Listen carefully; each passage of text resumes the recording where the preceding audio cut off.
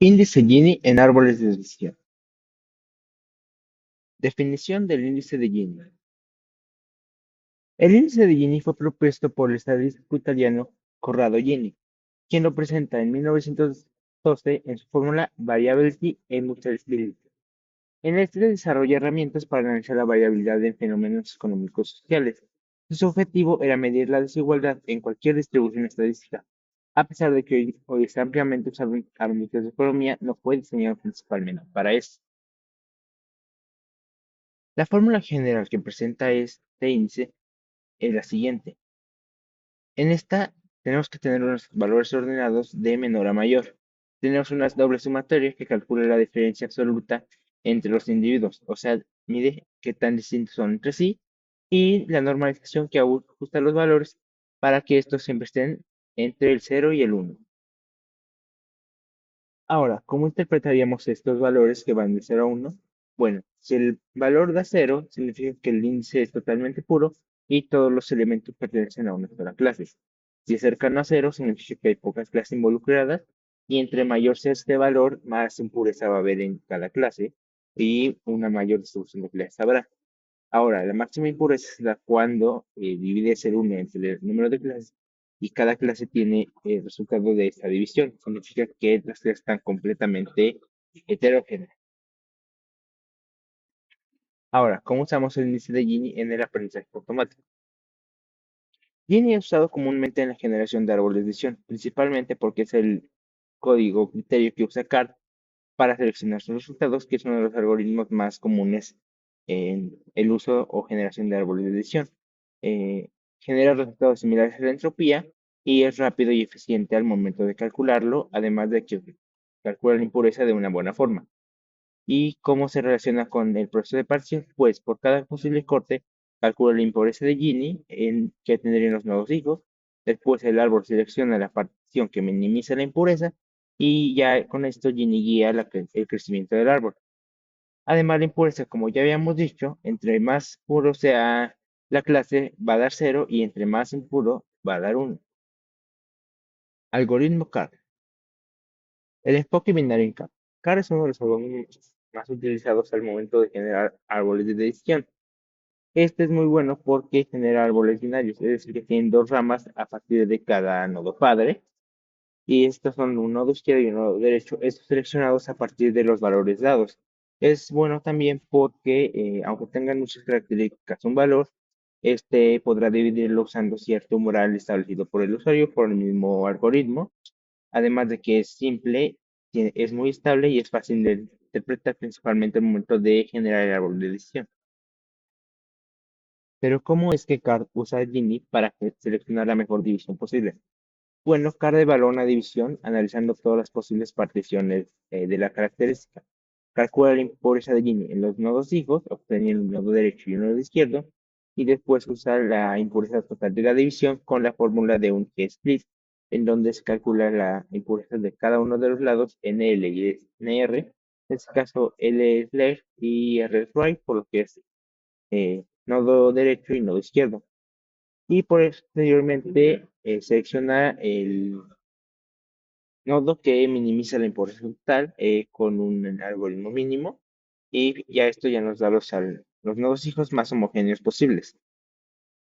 Ahora, si bien hay árboles de decisión simples, hay veces que el árbol de decisión se puede expandir más y más y más sin control, lo que generaría un sobreajuste o que el árbol solo pueda ser usado bajo los datos entrenados porque se entrenó demasiado. Para que se hace aquí, bueno, se genera una poda, en este caso es por su complejidad. Carl lo que hace es hacer un árbol más simple y disminuir el error en la clasificación de este. Este usa la fórmula R alfa T es igual a RT menos alfa T. O sea, el RT es el error del árbol, T es el número de hojas y alfa es la penalización que se ajusta a la complejidad de la hoja. Esto genera árboles más pequeños, simples de calcular, que pueden reducir el sobreajuste a la larga y simplifica el desempeño del árbol.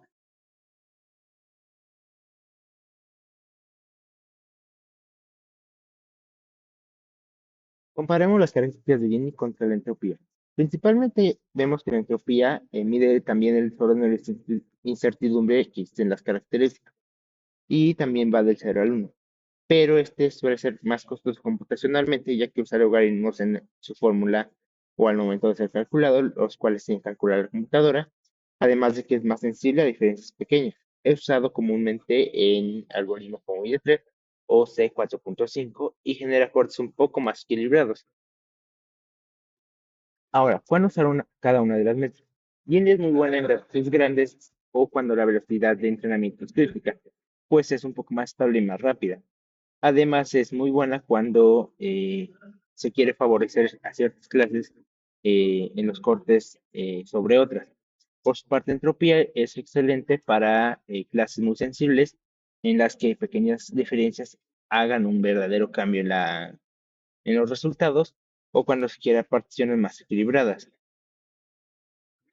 Mencionando ventajas y desventajas de Gini, aunque ya las hemos visto, podemos ver que como ventajas es que su cálculo es rápido, es efectivo de estándar, por lo que casi siempre lo vas a ocupar aunque no lo veas, genera divisiones estables y poco sensibles al ruido, y produce nodos dominantes, además de que es eficiente en datos grandes. Por su parte, en desventajas, lo mismo, es menos sensible que la entropía, por lo que puede descartar ciertas clases, favorece cortes donde una clase es dominante o en los datos desbalanceados puede producir árboles sesgados, los cuales no podrían ser buenos bajo ciertos términos. Ahora, ¿dónde se pueden utilizar estos árboles de decisión? En marketing se pueden utilizar para segmentar clientes según su probabilidad de compra o aptitud de consumo. En la detección de fraude, para clasificar las transacciones sospechosas o legítimas. En sistemas de recomendación para dar mejores recomendaciones y ajustarse a las preferencias del usuario. Y en la medicina para clasificar pacientes según su índice de riesgo o para la detección temprana de enfermedades bajo ciertas características.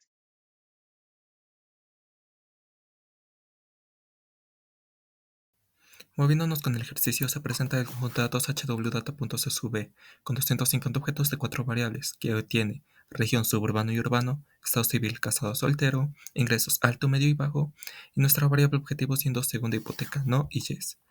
De esto la impureza de nuestro conjunto de datos general es la entropía siendo 0.99, indicando que el conjunto está casi perfectamente equilibrado, y el índice Gini de 0.49, indicando que la distribución es casi uniforme entre clases. El índice Gini de nuestros subconjuntos fue de estado civil 0.489, de ingresos 0.492 y de región 0.497.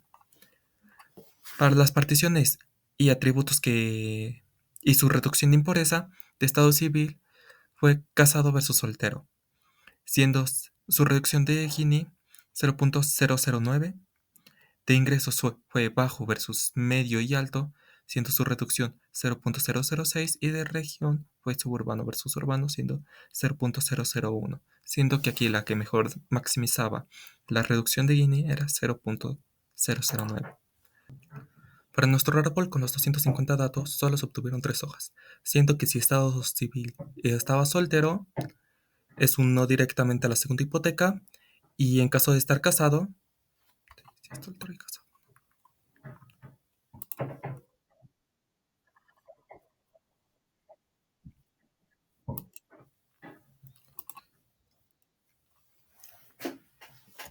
Para nuestro árbol original, para nuestro árbol original, para nuestro árbol, para nuestro árbol original, para nuestro al- para nuestro árbol original,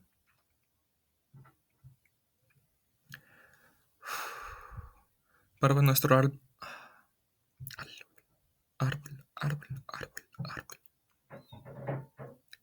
Para nuestro árbol original se obtuvieron tan solo 3 hojas, siendo que si estaba soltero es directamente uno en segunda hipoteca y de estar casado se pasa a la segunda llave. Si sus ingresos se encuentran entre bajo y medio es uno a la segunda hipoteca, y si está casado y sus ingresos son altos es un sí.